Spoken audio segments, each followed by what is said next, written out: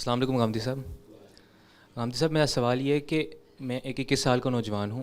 اسلام پہ بطور ایمان تو اس کو میں تسلیم کرتا ہوں، لیکن جب میں علمی طور پہ اس کی تحقیق کرتا ہوں کہ اسلام درست مذہب ہے کہ نہیں، یا الہات کا مقدمہ درست ہے کہ نہیں، تو اس میں کسی بھی رائے کے متعلق مجھے دونوں طرف بڑی شخصیات نظر آتی ہیں.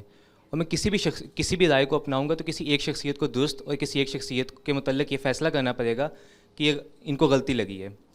تو جیسے ہی میں فیصلہ کرتا ہوں تو ساتھ میں یہ بھی ذہن میں آتا ہے کہ جب میں اتنی بڑی شخصیت غلطی کر، اور اس میں کوئی مسئلہ نہیں ہے کہ شخصیات غلطی کرتی ہیں، ان کا بڑے ہونے سے ان کا مقدمہ درست نہیں ہو جاتا، لیکن اگر اتنی بڑی شخصیات جن کی پوری زندگی اس میں صرف ہوگی، ان کو تدبر میں غلطی لگ گئی، مشاہدے میں غلطی لگ گئی، تو میں ایک 21 سال کا نوجوان اگر کسی مقدمے کی طرف اگر میرا ذہن مان بھی رہا ہے تو میں خود کو اس شک سے یا یہ یقین کیسے دلاؤں کہ مجھے کوئی غلطی نہیں لگ رہی.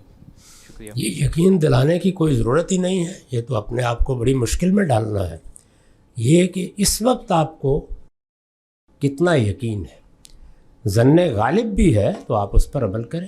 یقین تو بہت بات کی چیز ہے. دنیا میں جو معاملات ہم کرتے ہیں وہ ظن غالب پہ کرتے ہیں، یعنی زیادہ سے زیادہ صحیح ہونے کا گمان. تو ظن غالب کی بنیاد پر ہم فیصلے کرتے ہیں، عمل کرتے ہیں.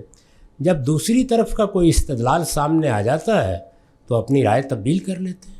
ایک زندہ انسان کی حیثیت سے ایسے ہی جینا چاہیے. وہ تو اگر آپ مثال کے طور پر ہیوم کو پڑھنا شروع کر دیں گے تو آپ کا اپنے وجود کے بارے میں بھی یقین شک میں بدلے گا، اور ہو سکتا ہے کہ پھر ٹٹول کر دیکھیں گے ہوں بھی یا نہیں. تو اس لیے اس میں نہیں پڑھنا چاہیے. آپ کو یہاں سے بات شروع کرنی چاہیے کہ میں اس وقت کیا ہوں، میرا علم کیا ہے، میں کن چیزوں کے بارے میں گمان غالب رکھتا ہوں، کن چیزوں کے بارے میں انسانی دائرے کا یقین رکھتا ہوں. انسانی دائرے کا یقین علم الیقین ہی ہوتا ہے. اس سے آگے حق الیقین اور عین الیقین کے مراحل وہ ضروری نہیں ہے کہ اس دنیا میں گزر جائیں. اس میں عین الیقین کا مرحلہ تو موت کے بعد ہی آئے گا.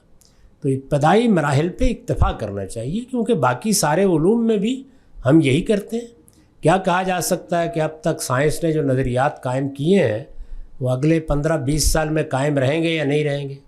ابھی دیکھیے ہم نے ایک نئی دوربین ایجاد کی تو معلوم ہوا کہ بگ بینگ کے بارے میں ہمارے سارے اداروں پر سوالات کھڑے ہو گئے.